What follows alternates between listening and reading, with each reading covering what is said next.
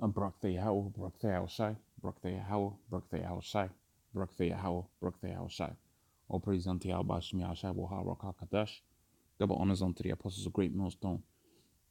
Honors your brothers that be pushing this truth and sincerity throughout the four corners of the earth. Excuse me. So this is a video going into a divided Europe. Okay, the beast. The nations that make up the beast, NATO. Okay, and ultimately America, which sits upon it. Of which, if I start with this scripture here within the book of Revelations, the 17th chapter, you'll know what I'm talking about. Okay, let me switch mics.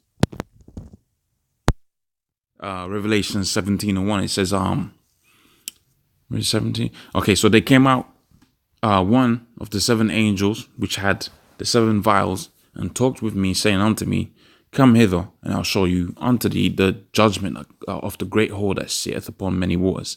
So many waters are many people. Okay, and the whore is America. Okay, when you go into the book of Revelations, the 18th chapter, it goes into that a little bit more. How that Babylon has been a golden cup. Okay, all the nations have drank of her abomination, and the merchants of the earth have committed fornications with her. So that's where the reference of that great whore comes into it. Okay, it says, with whom all the kings of the earth have committed fornication with. So business, okay, to prostitute one, okay, so to give oneself to unlawful sexual intercourse, okay. And if you apply that on a spiritual sense, and you see how America goes, oh, there we go. It says in the third one, it says to permit oneself to be drawn away by another into idolatry. Okay, so what's the main nation that pushes forth idolatry? That's America. And these other nations within the world, okay, whether it be China, Japan, or whatever, they are enticed into this way of idolatry. Okay, and a good example of that is Christmas. Okay, Easter, all of those things there. Okay, so it says with whom all the kings of the earth have committed fornications, and the inhabitants of the earth have made drunk with the wine of fornication. Okay, so he carried me away in the spirit into the wilderness, and I saw a woman sit upon a scarlet-colored beast.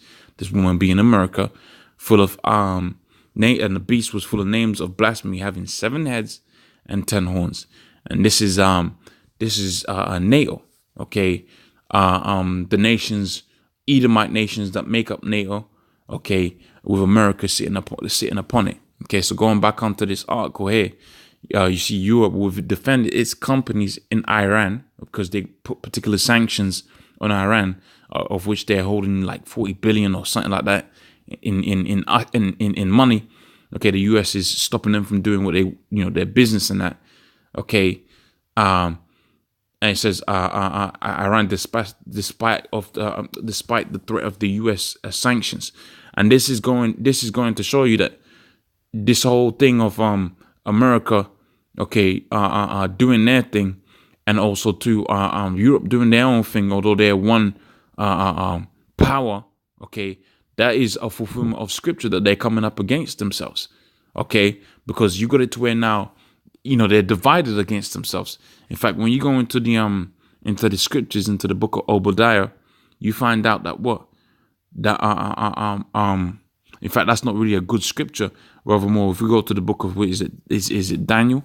Okay, you find out that it was, all kind of different strengths within this power.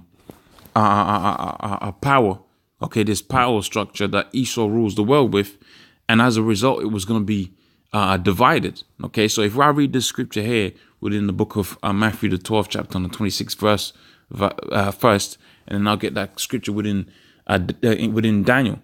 Okay, because if they all had equal strength, then they would have access to the same thing. But if you're gonna go out there and you got certain countries doing trade and business with Iran, that means they haven't got the same money strength, okay, as which is known as monetary strength, as the other nations, okay, like America, which America has got that money strength, monetary strength, by way of having that warfare, okay, and that's what dividing the power structure, if you will, of that beast and the whore that sitteth upon the beast. Okay, so this is what the scripture says, and this was the Lord speaking about another matter. But this scripture could be applied to Esau's kingdom right now. It says, and if Satan cast out Satan, right, he is divided. How shall then his kingdom stand? Okay, so if Satan is divided, which is Esau is the physical form of Satan, if you will, on earth. Okay, they are the devil, and we're likened unto to gods. Okay, the scripture says that how the Most High surnamed us. Well, Esau was surnamed by Satan. Okay, and they do the bidding of Satan upon the earth. That's why the earth is in a state that is in now. Okay, and if Satan be divided up against himself, you got the Italians, the Germans coming up against America. How is their kingdom going to stand? And the simple answer is, it wasn't going to stand. Okay, rather it was going to fall. Okay, and what's going to happen is they're going to start having war against places like Iran and Syria, and ultimately you're going to see a war break out between Russia and America, of which Russia and America, the predominant leaders of of those countries, are what? They're Edomites. They're the same nation, so they're divided up against themselves. How are they going to stand? And the simple answer is they're not going to stand forever. Okay, what's going to happen is the Most High is going to use the schisms that he's put between themselves, and ultimately this is going to be their downfall. Okay, it says his legs, and this is the image. Okay, the image's head was of fine gold, okay, which was Babylon.